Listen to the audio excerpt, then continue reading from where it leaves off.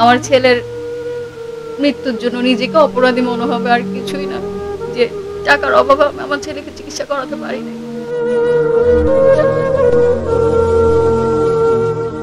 চট্টগ্রামের চকবাজারের নজির মেনশনে বাস করেন মাত্র ১৭ মাস বয়সী শিশু সাহিল। দুই ভাইয়ের ছোট সাহিল এখন কিডনির টিউমার ক্যান্সারে আক্রান্ত। খেলাধুলার বয়সে রোগের যন্ত্রণায় কাতরাচ্ছে এই কমল প্রাণ।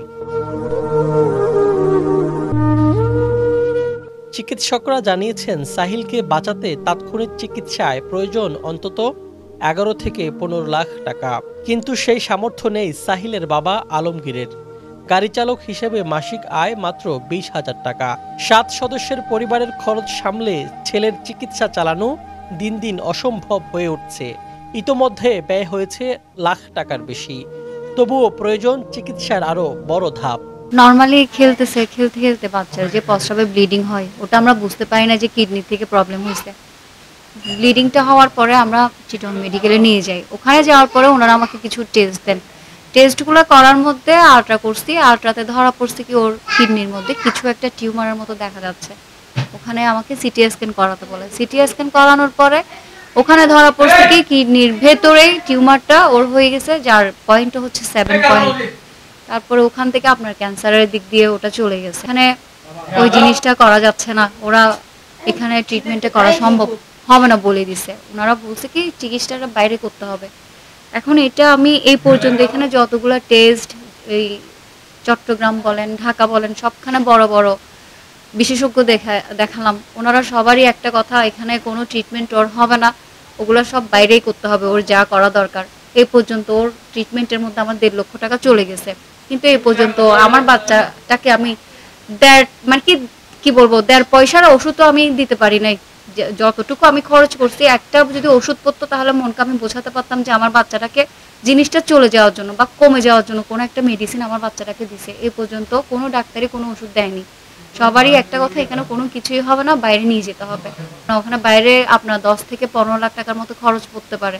এটা আমার মতো মধ্যবিত্ত ফ্যামিলির মানে মানুষের পক্ষে তো সম্ভব না।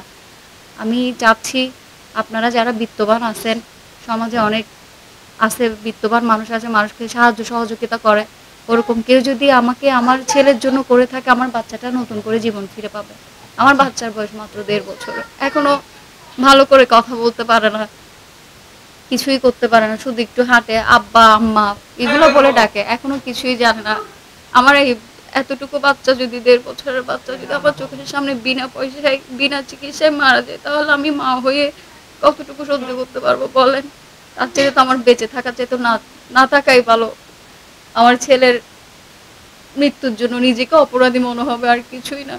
যে টাকার অভাবে আমি আমার ছেলেকে চিকিৎসা করাতে পারি নাই। বাচ্চার বয়স এখন ১৭ মাস চলতেছে। বাচ্চার কিডনিতে টিউমার হয়েছে। ঢাকা, চিটাং অনেক বড় বড় প্রফেসর দেখাইছি, বিশেষজ্ঞ দেখাইছি, কিন্তু ওনারা তো এখান থেকে উনি কিছু আমাকে বলতে পারতেছে না। কিন্তু এখন তো আমাকে বাইরে নেওয়ার জন্য বলতেছি, ইন্ডিয়ায় নিয়ে যেতে গেলে আমার তো অনেক টাকার খরচ আছে, এখানে প্রায় ১০ থেকে ১৫ লাখ টাকা খরচ করতে পারে, কিন্তু এত টাকা তো দেওয়ার মতো সামর্থ্য আমার নেই। কারণ আমি একটা সামান্য চাকরি করি, ওই চাকরি দিয়ে আমার যে অল্প টাকা বেতন পাই, ওই বেতন দিয়ে আমার এই চিকিৎসা করার মতন সামর্থ্য নাই। আপনারা যদি বিত্তবান ব্যক্তি যারা সমাজে আছেন, তারা যদি কিছুটা সহযোগিতা করেন, তাহলে আমার ছেলেকে বাঁচাতে পারি।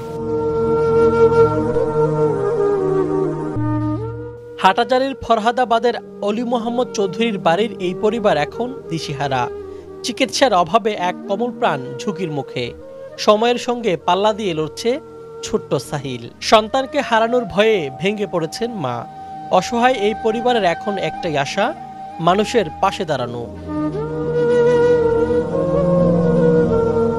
চিকিৎসার অভাবে যেন একটি কমল প্রাণ ঝরে না যায়, এটাই এখন সাহিলের পরিবারের আকুল আবেদন। GM Yusuf, 24 TV, Chittagong.